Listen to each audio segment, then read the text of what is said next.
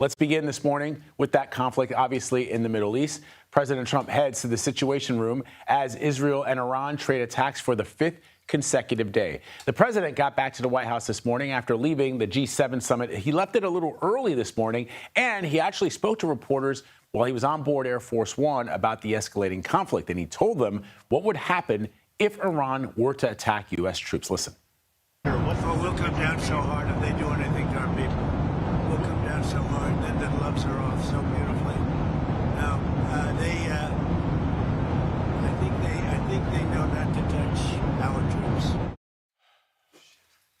CBS News correspondent Natalie Brand is tracking the very latest for us this morning. So, Natalie, President says he's working on something. It was sort of interesting. The Truth Social post that came out suggested that Emmanuel Macron of France had suggested the president was leaving the G7 early to work on a ceasefire. The president putting out on Truth Social that whatever he was working on was bigger than a ceasefire. So what could that potentially be?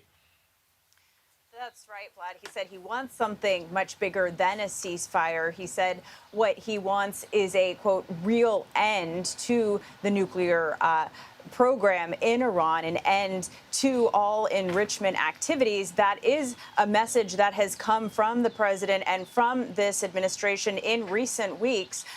But the question is, how is that achieved in light of this new conflict? Now, when we learned late last night that the president would be departing the G7 early, our Jennifer Jacobs, who was traveling with the president, was reporting that the U.S. is still not joining offensively in Israel's military operation, that the U.S. remains in a defensive posture. And while increased assets have been deployed to the region, the goal is to protect U.S. forces and assets and also continue to help Israel defend itself from incoming missile attacks. The president on Air Force One was asked if he's going to do anything additional for Israel. Here's some of what he had to say.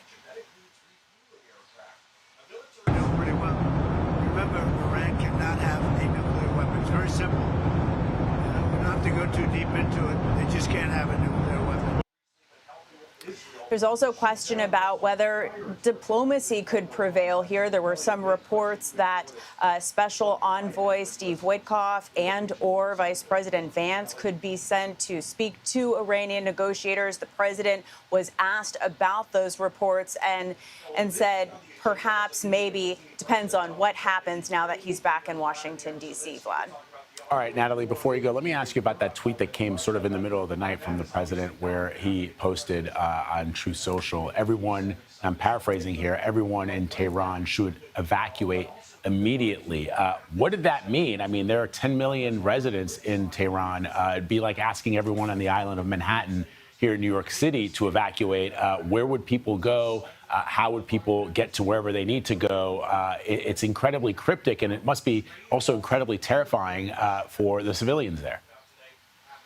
Yeah, and it's unclear at this point what triggered that post by the president, whether he knows of something that's coming. That, again, is uncertain at this point. But the president was asked about that post, and he simply told our Jennifer Jacobs on Air Force One that he wants everyone to be safe. Now, as you know, Vlad, we've previously reported that the president is in regular contact with Prime Minister Netanyahu. He was also asked on the flight home, whether Israel is going to slow down or accelerate its strikes on Iran. And he essentially said, we'll have to wait and see in the next couple of days. It doesn't seem like right now they are slowing down. But again, the real question here is what happens next, and does the U.S. potentially get more involved?